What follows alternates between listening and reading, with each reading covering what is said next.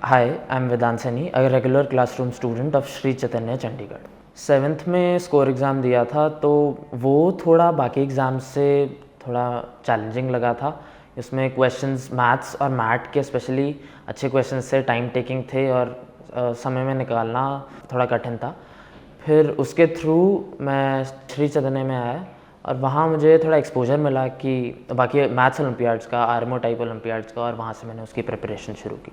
JEE में कुछ भी टॉपिक हो, चाहे मैथ्स हो, चाहे फिज़िक्स हो, चाहे केमिस्ट्री हो, धो के सॉल्विंग मांगता है। मतलब आपको कॉन्सेप्ट समझ आ रहे हैं, सब कुछ क्लियर है, वेल एंड गुड, पर जब तक आपका हाथ नहीं बैठा हुआ क्वेश्चन सॉल्व करने में, वो कन्वर्जन फ्रॉम 4 मिनट्स पर क्वेश्चन टू 2 मिनट्स पर क्वेश्चन वो आएगा नहीं।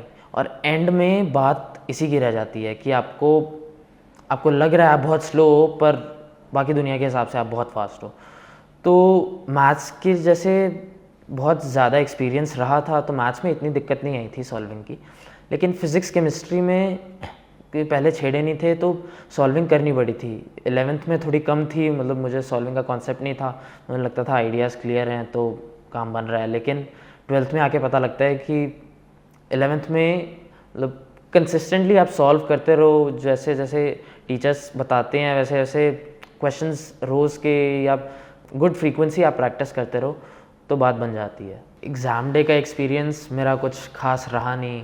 उनकी एग्ज़ाम सेंटर पर एक लैब डिसफंक्ट हो गई थी और मेरी दोनों सेशंस में वही लैब आई, तो कहाँ जाना था, दूसरी लैब ऑल्टरनेट लैब कहाँ थी, nobody really had a clue. मतलब लैब शिफ्ट करनी पड़ी, यहाँ से वहाँ, यहाँ से वहाँ। फिर थोड़ा केओटिक था, पर eventually it was over. JEE advance ख़त्म हो गया, मैं खुश था कि परफॉर्म जैसे भी था अच्छी परफॉर्मेंस रही। रिज़ल्ट देखने से पहले कुछ क्वेश्चंस थे जिनमें थोड़ी कंट्रोवर्सी थी, जिनमें थोड़ा डाउट था कि ये भी हो सकता है, ये भी हो सकता है, depending on individual interpretations.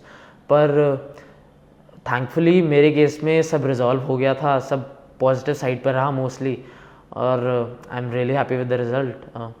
JEE advance के लिए पीवाईक्यूज़ करना, पुराने क्वेश्चंस करना बहुत ज़रूरी है, क्योंकि जेईई एडवांस हर पेपर एक अपने साथ एक अलग फील लेकर आता है, एक अलग एक्सपीरियंस होता है।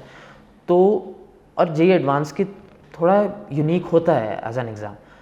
आप वो previous years as proper papers करो तो आपको हर साल का एक्सपीरियंस मिलता है, आपको एक्सपोजर मिलता है कि जेईई एडवांस मतलब है क्या, एज एन एग्ज़ाम चाहता क्या है, और वो इवेंचुअली फाइनल डे आपको बहुत हेल्प करता है। Through out these 2 years, my teachers and the whole faculty of Sri Chaitanya has been really helpful. I would like to thank them. Parents का रोल क्रूशियल था, स्पेशली लास्ट के 12th class में।